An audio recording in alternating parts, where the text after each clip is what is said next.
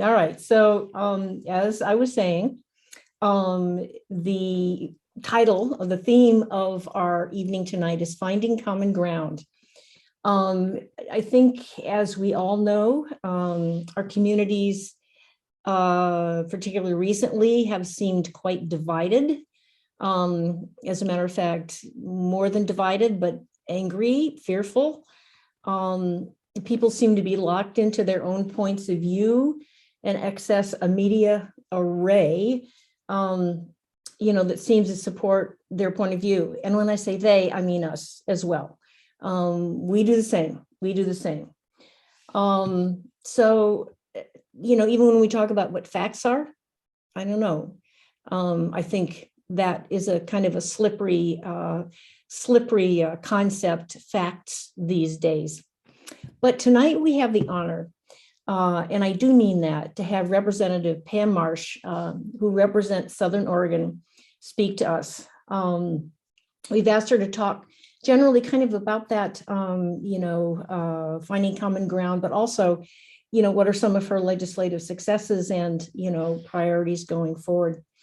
We've asked her to talk about her experiences, how she navigates, shall we say, the urban, rural, different communities, diversity, the divides.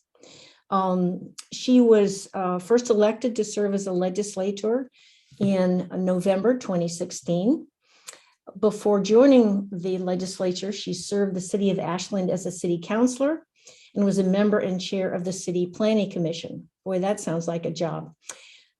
She's also worked as deputy director of a local nonprofit providing drug and alcohol prevention and treatment, and has served as executive director of the Ashland Emergency Food Bank.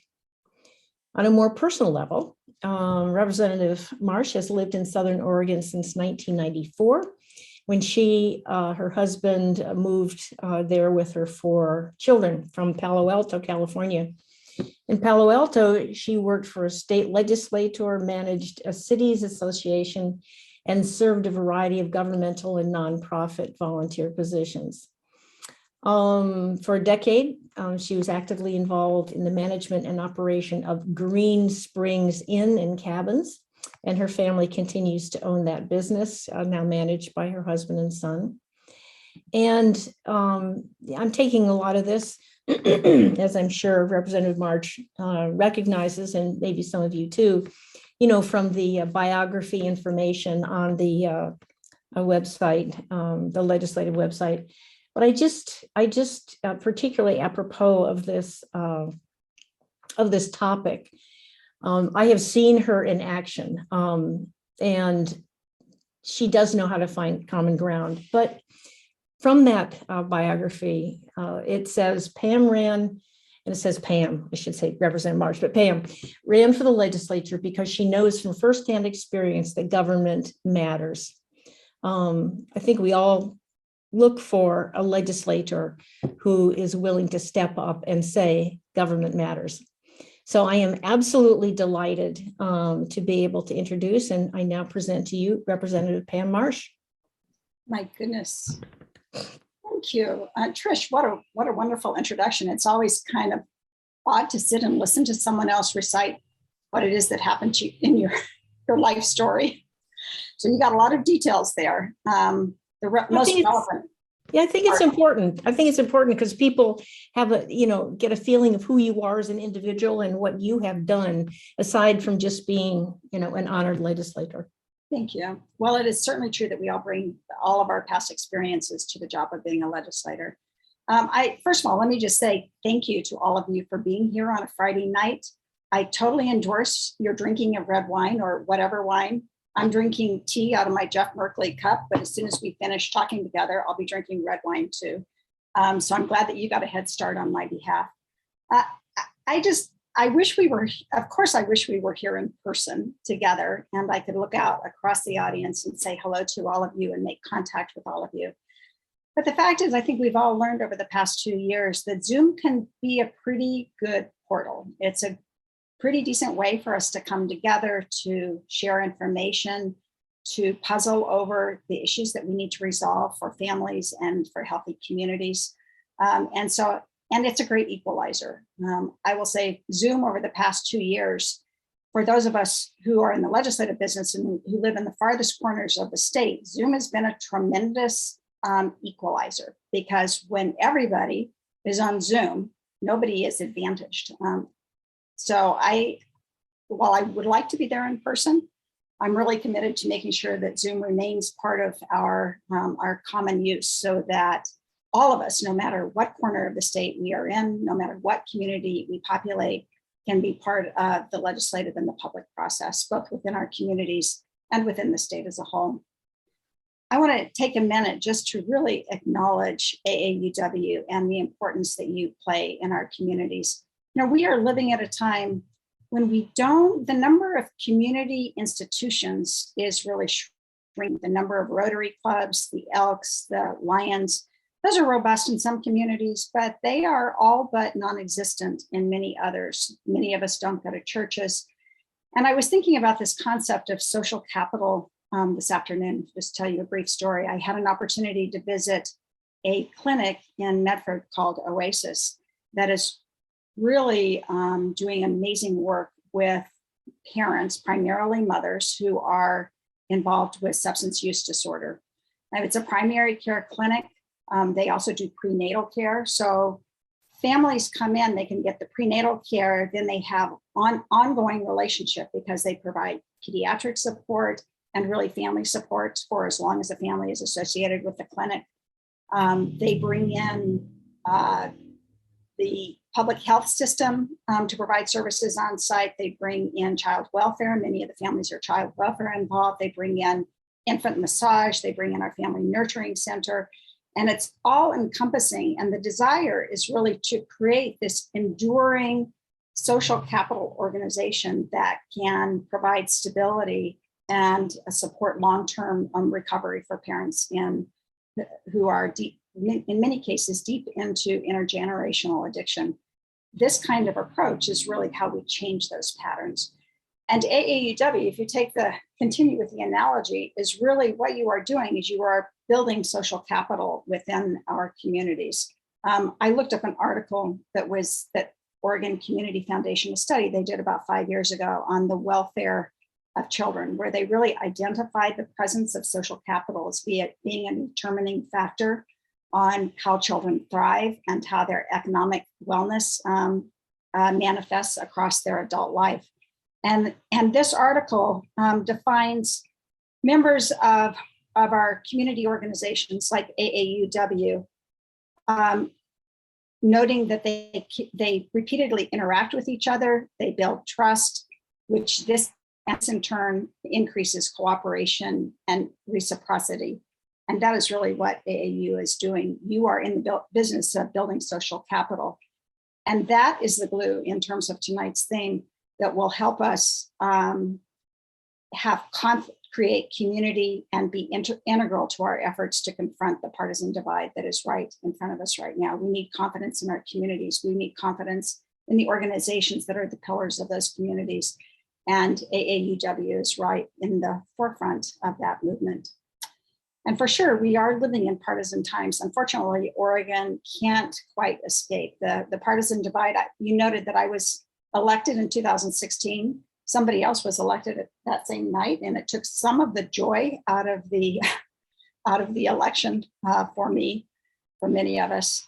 And it really plunged the nation, I think, into a 4-year period where we were set against each other. And because for sure, there are people who benefit when we are at odds with each other. And that's come down to Oregon as well.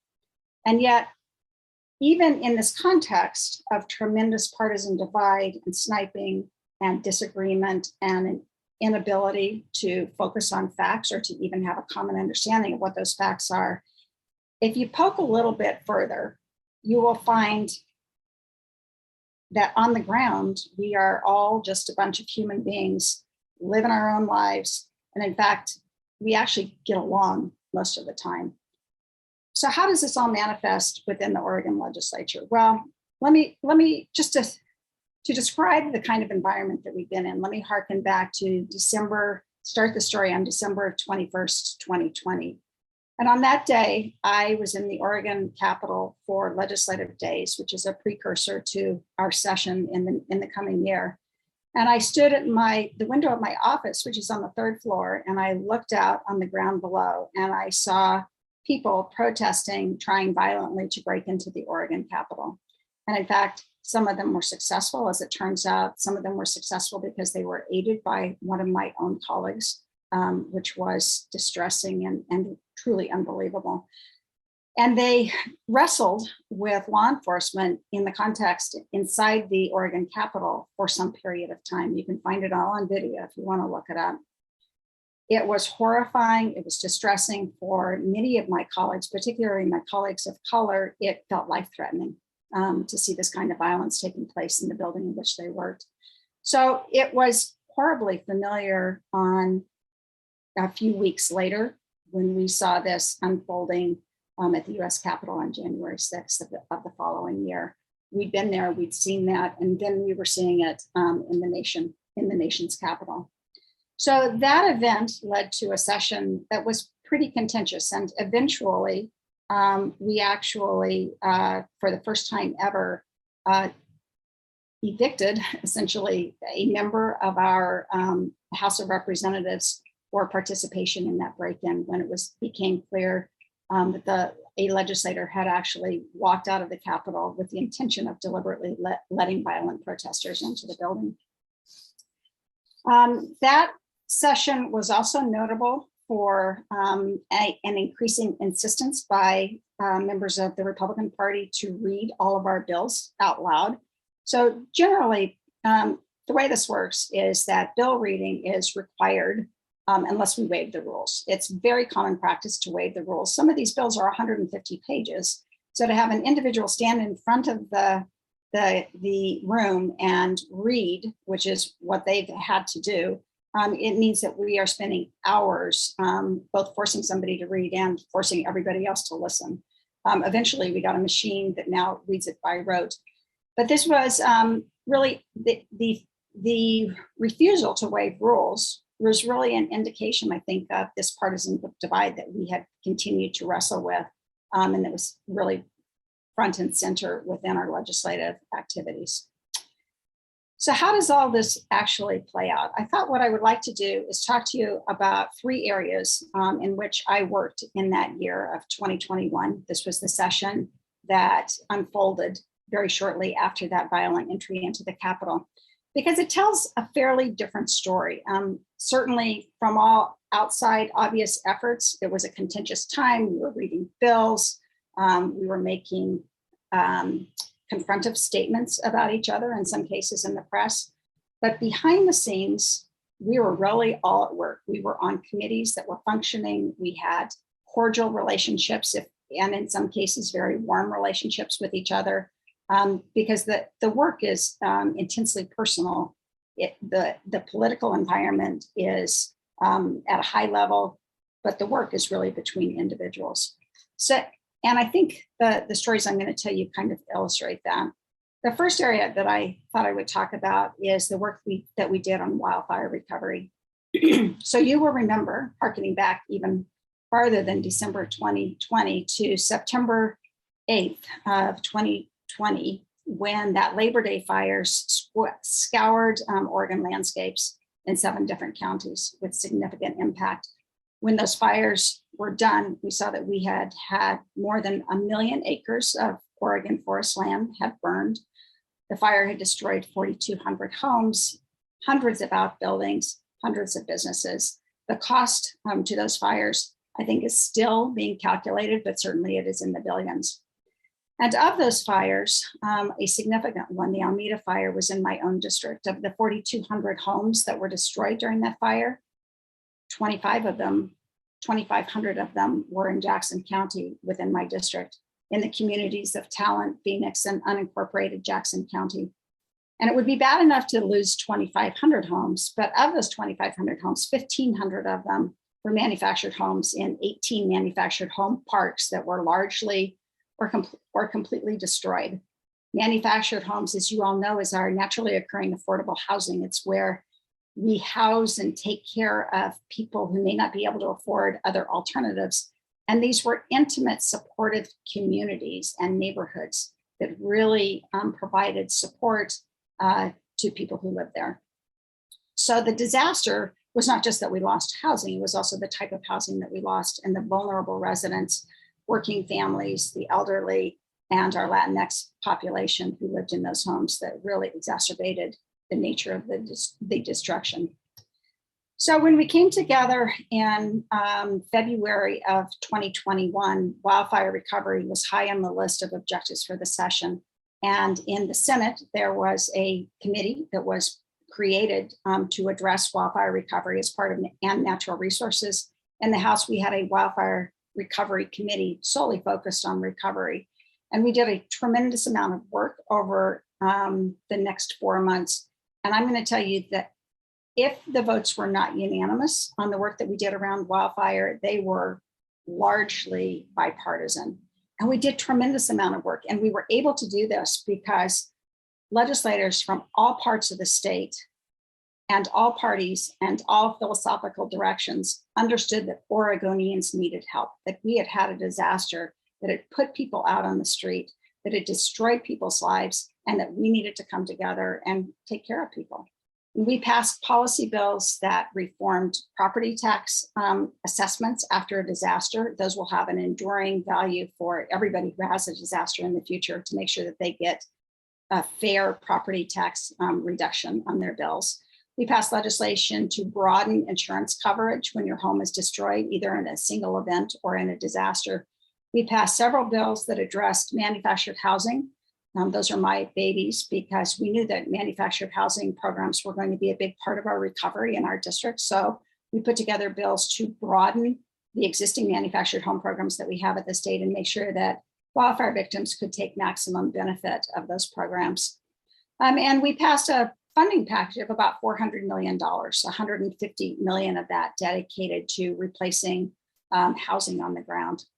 And we did all of this, again, in our wildfire recovery committee with, I think in that committee, fully unanimous votes.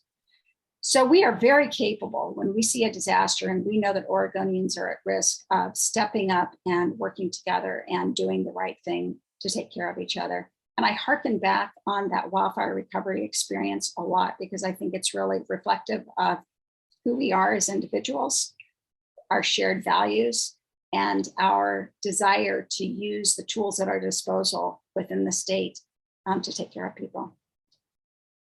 The second big issue that I want to talk about is broadband. And I thought this would be a good one to talk about because AAUW has been so supportive of our work on broadband. I've been involved on the broadband front since about the time that I got elected. I got up to Salem and I realized to my surprise that the state was doing very little in a focused way to expand the availability of the internet. And I come from a background in Ashland that was an early adopter around municipal broadband. We've had broadband here since the late 1990s, thanks to people that preceded me by a long way. So I joined the Oregon Broadband Advisory Council. And what I found out was that there were plenty of smart people who knew what we should be doing around broadband, but they needed someone to step into a legislative leadership role. And so I've been taking that on for the last 4 or 5 years. We established in 2019, we established an Oregon broadband office because the very first step was to make sure that there's somebody who's actually doing the work and responsible for assisting communities with technical advice or understanding where the funding is coming from. That was a vote. I asked my staff to pull the votes. That broadband office legislation had 54 ayes and 5 noes, probably based on the little bit of money that it required. We passed legislation around the infrastructure issues involved in broadband to make sure that ODOT, whenever ODOT opens a trench, that they notify broadband companies so that they can jump in the trench and we can do 2 things at once. That makes sense, something the feds want us to do. We passed that legislation with 59 votes. We passed legislation to allow our electric cooperatives to more easily use their lines, their right-of-ways to provide broadband. Again, a bill that passed with 54 votes. And then in this last session, and thank you for so many letters and emails of support, we passed an omnibus broadband bill with 55 yes votes. and 1 no vote. And that's a bill that's intended to really get the state ready for the tranche of federal money that we know is coming our way, and that should absolutely change the tide of broadband within the state. Our data clearly indicates that we have gaps. A survey that was done by Business Oregon just before the pandemic, our world is now divided into pre-pandemic, pandemic times, and quickly post-pandemic times. So before the pandemic, in January of 2020, did a survey, and it really showed that 20% of people in urban areas and 40% of people in rural areas don't even have access to a very slow speed of broadband, a speed much more insignificant than you would consider to be adequate, a speed that really challenges even the use of Zoom. So we have huge gaps, and we also found out during the pandemic that we have issues around affordability, because even if you have broadband that's available in your home, if you can't afford to pay for it, it's not going to do you any good. And then we also found out in the pandemic that we need to look at digital equity, because if you don't have the right devices or you don't know how to use the technology, broadband's not going to be very meaningful to you, and you're going to miss out on all the kinds of opportunities that people did miss out on during the pandemic if they didn't have broadband. They missed out on work, they missed out on higher education, their kids suffered with K-12 schooling efforts, they missed out on opportunities to join church services that were online, or YMCA classes that were online, or AAUW meetings that were online. So broadband is essential to our communities. And that's a really good example of the behind the scenes kind of work that Republicans and Democrats and rural and urban legislators are very successful working at. It's not necessarily an issue that grabs those big headlines, and certainly there will be those partisan issues. But it's very clear that when we have a focused effort on that is out of the headlines, where we can work together and understand how all kinds of communities can be benefited, that we're very capable of doing the work. And I hope that that continues, because the broadband work is really just beginning as this federal money comes in. And then the third area I thought I'd touch on, because it has a very different flavor, is a question around climate change. So when I ran in 2016, I described climate change as being my first priority. And I did so because I've lived in Southern Oregon and rural Oregon for a very long time. And when I first got here in '94, weather patterns were entirely predictable. And I needed to depend on those weather patterns because I was running a business that was tourism based and event based. And we needed to have a pretty good idea of what the weather would be in September. And we could predict it. And then slowly over time, those patterns changed. The summer season has gotten longer. The snowpack went away in my mountains. We are caught in my community in persistent and predictable drought patterns. And then we've had smoke and wildfire. So climate change was always on my list of things that I needed to address. And climate change is one of those issues that has not had an easy path in Salem. It's probably the most contentious issue that we faced.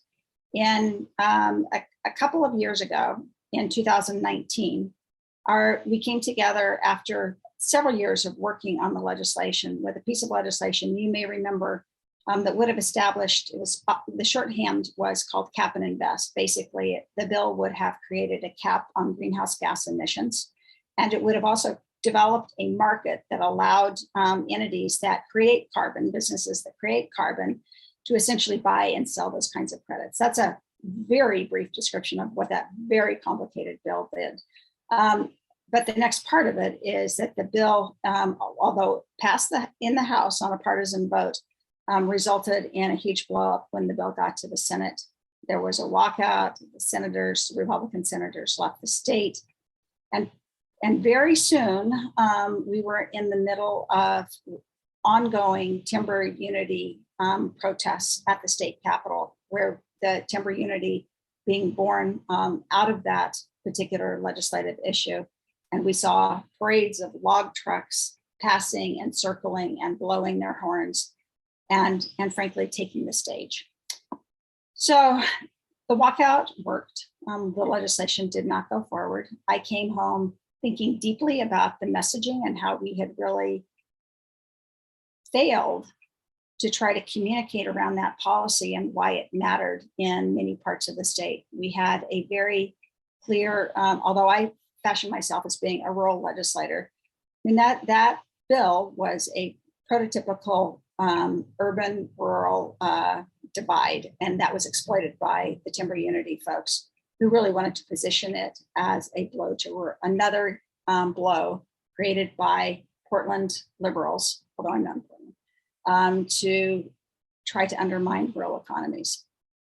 So it was very clear to me that we needed to take a different tact. Unfortunately, we didn't. We came back in the next year and we put forward pretty much the same bill again. And not surprisingly, because this is a lesson we need to learn. If you do the same thing, you're going to expect the same outcome. We got another walkout. This time we got a walkout by the House and the Senate. We abandoned the short legislative session with accomplishing very little. I think we passed 3 bills because the session simply fell apart. And we all went home to our districts, and the pandemic began to unroll. So that was not an auspicious, there was nothing good about any of that. It wasn't good. We didn't pass legislation. We weren't successful in talking about why it was important, at least not with a big enough audience. Both the House and the Senate blew up, and we took down all the other legislation that we wanted to work on in the process of all of that. So then we came back to the long session in 2021, and I got the job sort of at the last minute in December preceding the session to be chair of the House Environment and Energy Committee. And one of our assignments was to pass, yes, another climate bill, a really important climate bill, in shorthand, 100% clean electricity. What we wanted to do is set up the state so that by a given date, all of our electricity would be coming from renewable sources. This was a bill that wasn't ready when we started the session. We had work groups involving some of my Republican colleagues. We assigned a broad group of advocates and utilities and consumers to work on putting together a bill. And what do you know, we actually passed House Bill 2021 out of the House and successfully out of the Senate.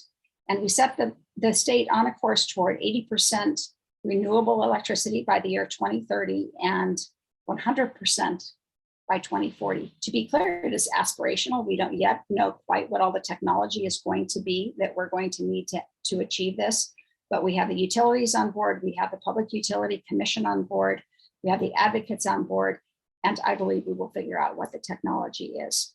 So why did 2021 pass without a walkout? Well, unfortunately, we didn't get any Republican votes, although we did involve people in the work groups. We got one Republican vote in a committee, but he wasn't present when we got the floor vote. So I still can't say we got a Republican vote on the floor.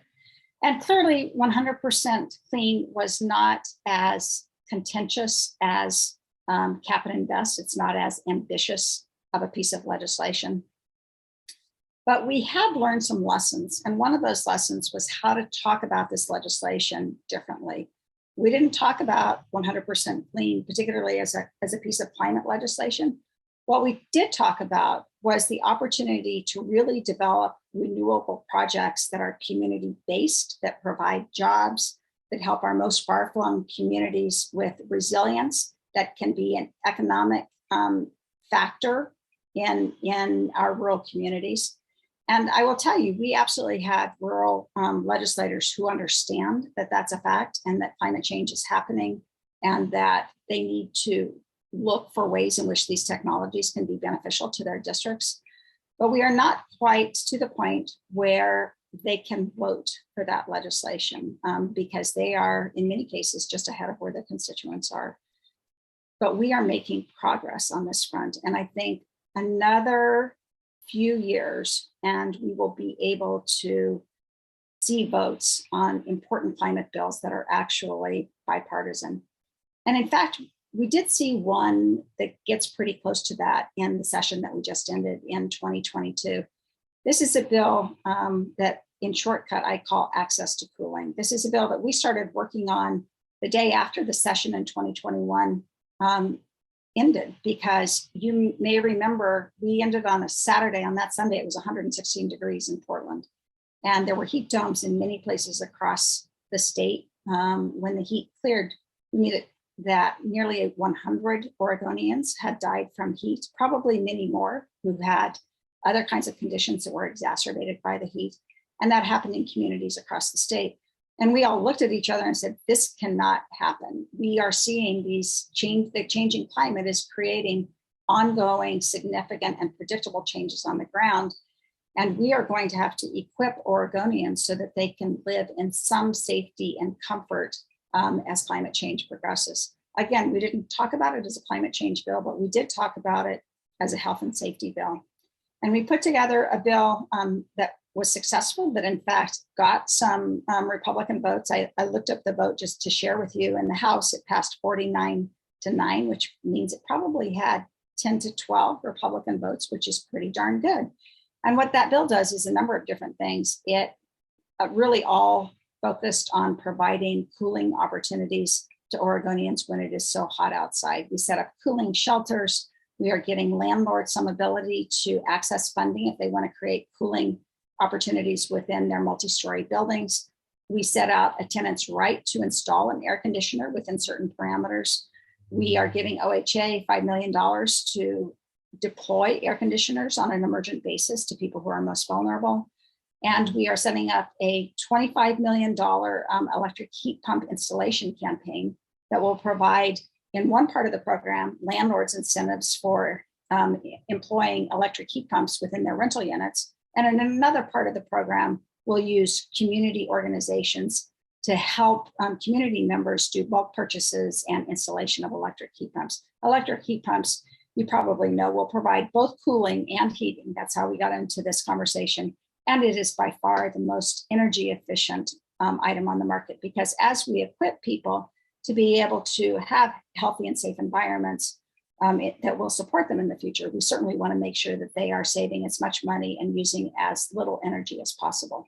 Now, when you look at this bill, it's also an electrification strategy. So we could have come at it by talking about electrification, but that wasn't actually the impetus of the bill. And we are starting to learn what those entry points are that will allow us to talk about issues that have been so contentious in the past. And so let me just summarize again what I think we are learning that we want to put to work. The first is that the language we use matters. We can avoid hot buttons. If I describe a climate change bill and you can't get past climate change, then I need to talk about that bill in a different way so that you can understand it's about renewable energy, or it's about keeping people cool as the climate changes. That's a better way to engage people within the conversations, just so that we have a conversation. The second big lesson that I've learned is the importance of really rooting these policy proposals in multiple communities. So prior to the 100% clean electricity campaign, there was a very grassroots effort to go out and talk to communities. And then when we got to the point of actually lobbying that bill, we were able to hear from people in Eastern Oregon and people in Northwest Oregon and people in Southern Oregon weigh in on why they thought that bill was going to be of value to their communities. And it is really hard for legislators to blame a bill or an idea on an insular group of people if you actually have community members who are, or organizations who are contacting them, already familiar with the legislation and all ready to go to bat for what it stands for. The third lesson is that we do need to demonstrate the value of all of our policies to all kinds of communities across the state. In the case of renewable energy, it's very easy really to talk about the jobs that could be available and the value that those projects could bring to the economy of those communities. And that's a particular value when some of the other things we've been doing, for example, our agricultural sector is really potentially threatened by the lack of water and the inability to sustain those activities. So if we can talk about renewable energy coming in and being a substitute for some of our conventional economic sectors that have sustained rural communities, then that's a win-win for everybody. So we really need to demonstrate the value of these programs for rural communities. And then the last thing I just want to do is circle back to the value of social capital.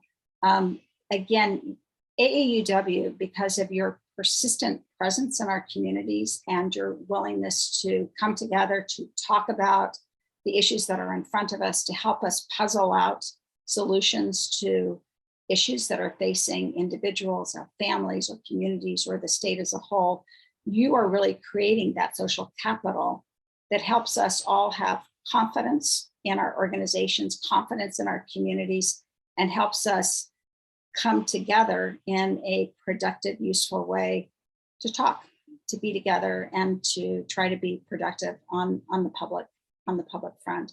And I think one of the lessons of the last few years is really the importance of consciously building and maintaining the community-based organizations that provide that social capital to all of us. So I hope in just describing kind of the different scenarios that I've been involved in over the past few years, the wildfire response where we saw not a whit of concern about coming together to help Oregonians, the broadband issue where we're really dealing with new policies and trying to figure out how to make the best use of federal funds that's coming our way. And then the struggles that we are seeing in on the climate environmental front and the smarter ways that we are learning that will provide potentially those successful relationships eventually so that we can work on things together. I hope that's a little bit of a reflection on how I see all of this, the challenges of our partisan times on the front lines in Salem. So I'm happy. I don't know if this is wow. Yeah, we'll I'm sorry. That was fabulous. Just fabulous. I think one of the things is, we all, as you say, we get caught in the buzzwords. And I think all of us realize how much work you put into that. The details, the meetings, I mean, it's not just one thing. It's preparing, with one issue, getting that done, then you can go to another. It's work groups, and the details that you have presented here, I think are so instructive and so impressive. I cannot compliment you enough on this presentation. And if people have questions, they can start, typing them into chat, or you can, raise your virtual hand. That's easier than, your hand. And, we can ask some questions. I do want to know, do you have, and I'll start off with a question while everybody else is ready. Do you have any particular legislative priorities that you're looking towards in the next long session?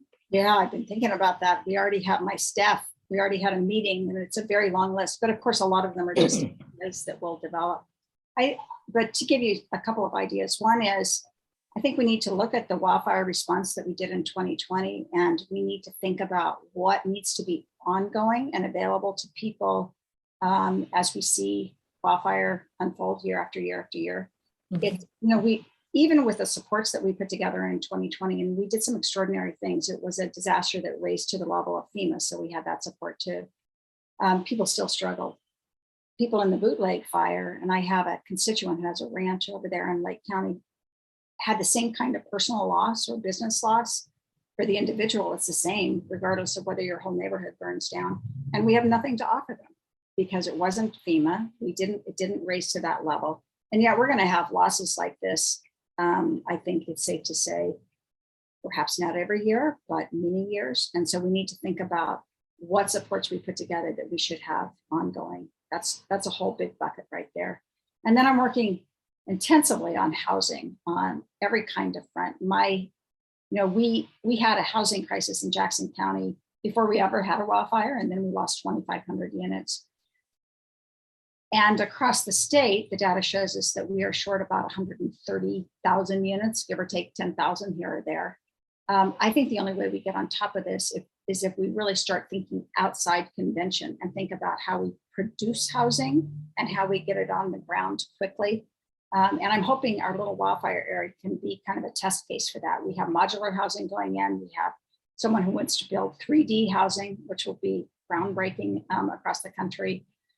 We just, in the session just passed, this is so cool, that you have to really care. You have to kind of be a little bit of a nerd around manufactured housing. But we passed $15 million to give St. Vincent de Paul of Lane County the opportunity to start a manufactured home factory so that they can actually produce more manufactured homes and produce manufactured homes for wildfire recovery that are perhaps more resilient and energy efficient than those that are on the market. So these are the creative kind of things we've got to step outside our convention. So I'm working a lot on housing, and then we're looking at follow-ups to on the environmental front. We're looking at citing questions around renewable projects to see if we should make some do some things to make that easier. There might be a trade-off, for example, between drought and citing renewable projects on farmland where it wouldn't have otherwise been allowed. I think that's an interesting question.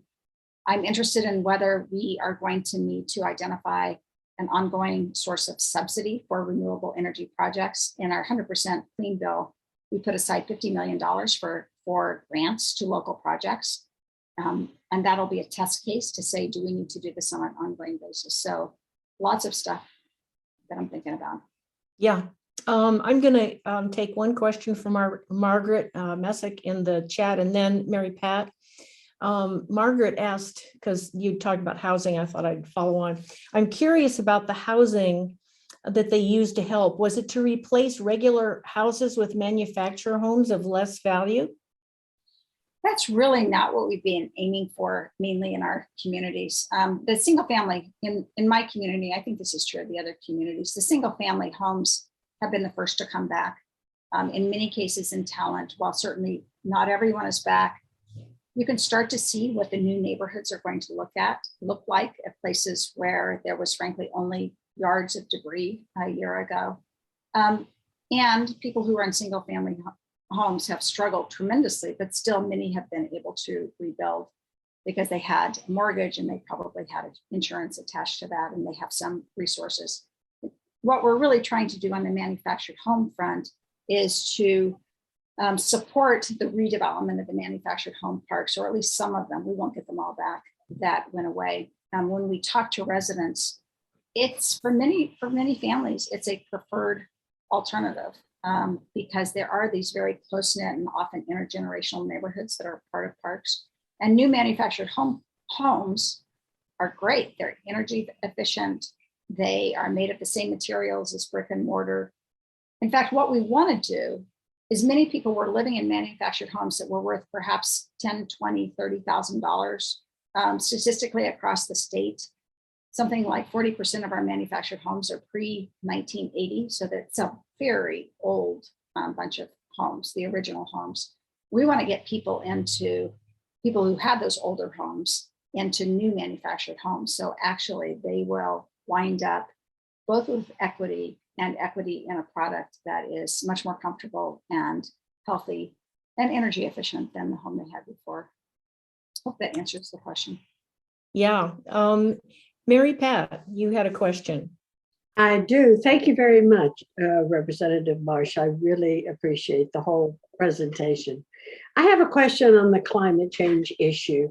And again, I thank you and everyone else who's willing to listen to the other and to find ways to reach compromises. My question about climate change is this. It relates particularly to the legislature, but I would say also to the people in the communities which they represent. For those who are opposed to climate change or opposed to bills that address climate change, is it your understanding that it's because they really don't believe in climate change, or that it's inconvenient to believe in climate change? I don't think that it's a really great question. I think there would be very few legislators who would say they don't believe in climate change. I can think of one or two who might say that. I think for others, the question is, what is the path to do something about it? And why should Oregon take on a significant chunk of the burden in doing so? Again, to the extent that we can talk about this in terms of what some investments might, what a conversion to a more green economy might mean for communities, I think then you start to pull people on board. I have a colleague who's at the coast who sits on the Global Warming Commission who's pretty consistently talking about whether or not we are asking Oregon to take on too much of the burden, whether our climate impact actually matters. To many of us, it does a lot. But now my colleague is seeing the potential for offshore wind in his community, and that combined with some work that's being done at the Coos Bay port could be a great thing for his local economy. So he's totally on board with everything, as I am, with everything that we can do to address issues around offshore wind and to introduce it into our electricity and energy mix. So I think that the long-winded question is, I think the predominant number of people acknowledge climate change. Then the question is, what are you really asking us to do? And does it really matter?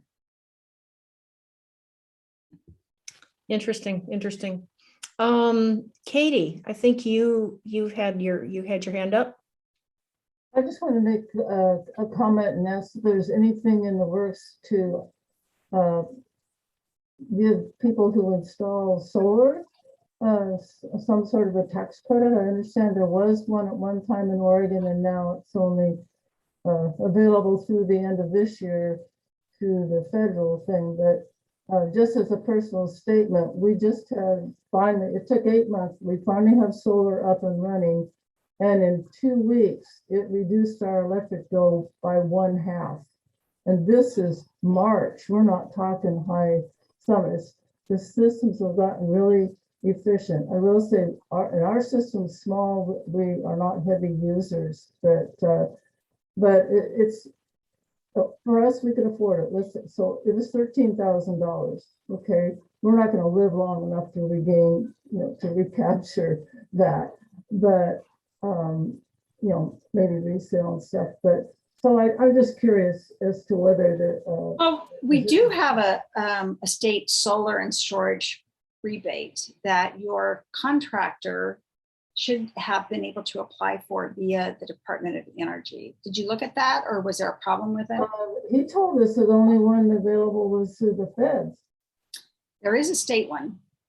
So if you want to get in contact with me, I'm happy to provide you with that information. I don't know if you can do it retroactively, but you might. Yeah, well, whatever. I mean, it was, like I say, it was officially installed in the last bill, just paid within the last month. So if it's something that's like, I have to wait for 2022 for the federal taxes because it wasn't paid up and running. That was the other thing that has to be up and you have to be online before it's. Well, I guess I don't know the details of the state program, but it's been there for a couple of years and it has money in it. So we should figure out whether it didn't apply to your situation for some particular reason. If you email me, I would be happy. I'll put my email up here in the chat. Happy just to sort that out. Now you got me curious. Okay, good question. Good questions, guys. Susan. Yes, thank you, Representative Marsh, for your great presentation and for your support of wildfire victims. I live in Lincoln County. I'm the mayor of Lincoln City, and the city was not directly affected, but our outlying areas were hard hit. One of the smallest wildfires in Oregon in September of 2020, but a big impact on our housing in this area. About 300 houses that were lost, but as you said about your area, we had a housing shortage before, and then we lost 300 more homes. We have about 25% who are back in their homes, and the other 75% are either housed in temporary housing, mostly in hotel rooms. And I really appreciate the continued support in this short session that was extended to wildfire victims. And I hope that it will stay on the burner in the future. I appreciate your ongoing support.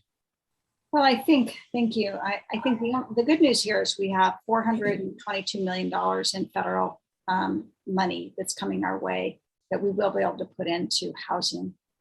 And Lincoln County will get a good proportion of that because you had a significant part. You take Lincoln County and Jackson County and you just about have it all right there. I think you just can't underestimate the kind of trauma that a community experiences when something like this happens. I mean, in the Phoenix Talent School District, which serves talent in Phoenix and unincorporated areas, every single child who was home on September 8th was called upon to flee the home, often with big black smoke or even live flames coming at their neighborhood. Not every child lost a home, but every child knows some other child who did. Every child knows people who are living in hotels. And that's what we've given the Phoenix Talent School District to work with.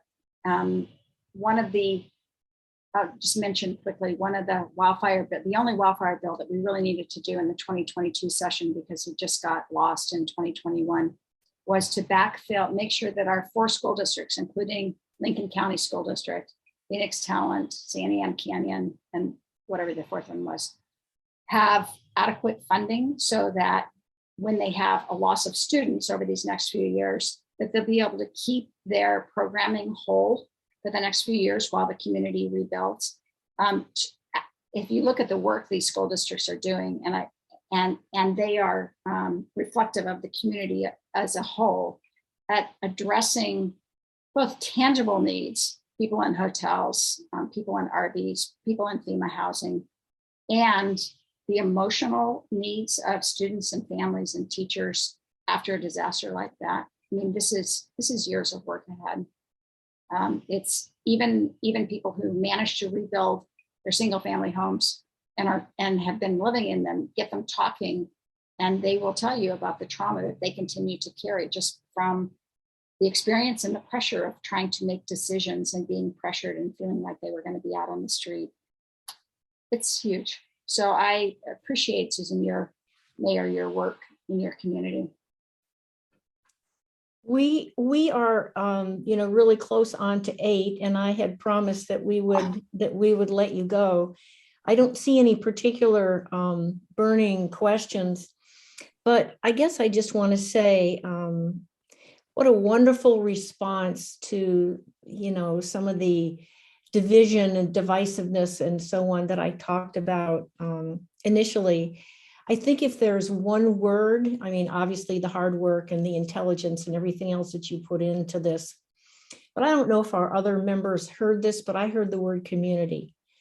I'm thinking of how communities came together in the old days, but I think we're still doing that. And I think you're reaching out, you're being sensitive to what people are thinking and saying, have really fostered a sense of community. So hopefully our membership can end this conversation tonight, number one, with a sincere appreciation for all the work that you have done and the presentation you have done tonight, but also a sense of hope that we do have a community, we can work together, and we can get things done. I know I sound like a politician, but I think we've seen the evidence of it here.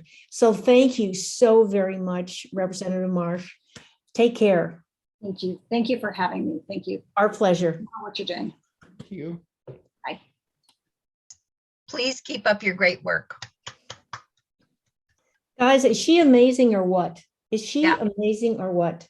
Can you see the details? I mean, the amount of work, even just the little words in the bills and such like that. Anyway, I'll stop babbling. I'm But very she's- impressed. She's passionate about what she's, Yes. I don't want to use the word fighting, but the word she's working for. And she's She perseveres. figuring out how to make it work. And she Her fault. perseveres. She's well informed. Oh, yeah. She wrote that talk for us. She asked, what kind of issues are we, and I talked about our, division and how do you, bridge the divide kind of thing. And she prepared that for us. Now, that just does not happen often. So Gail, you were going to say something? You're on mute. You're on mute, dear. There you go.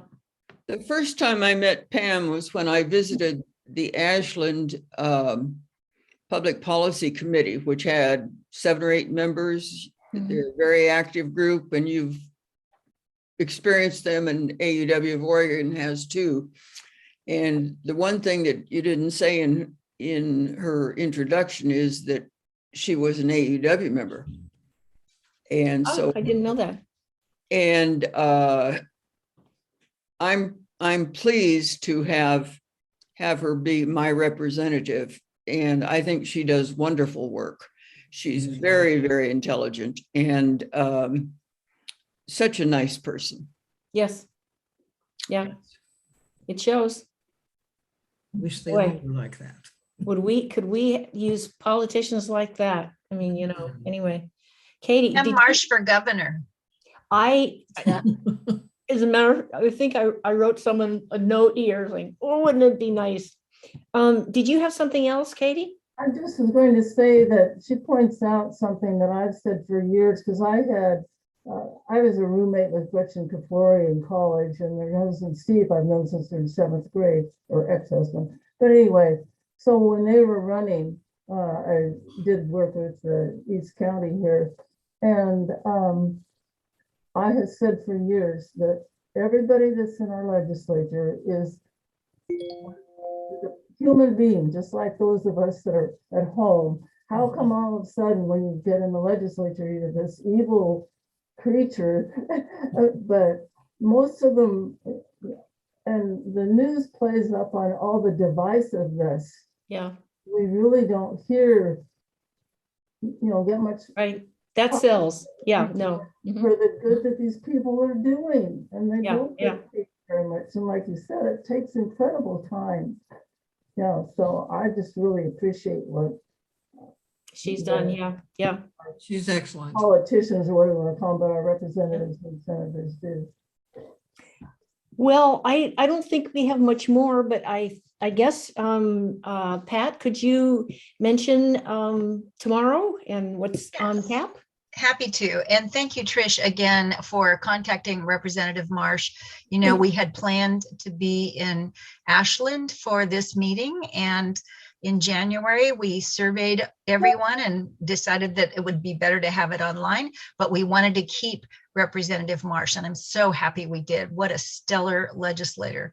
So thank you so much for being here tonight. What a great audience we've had. Thanks again, Trish, for your great partnership, Thanks. as always. And thanks everybody for being here. Take care.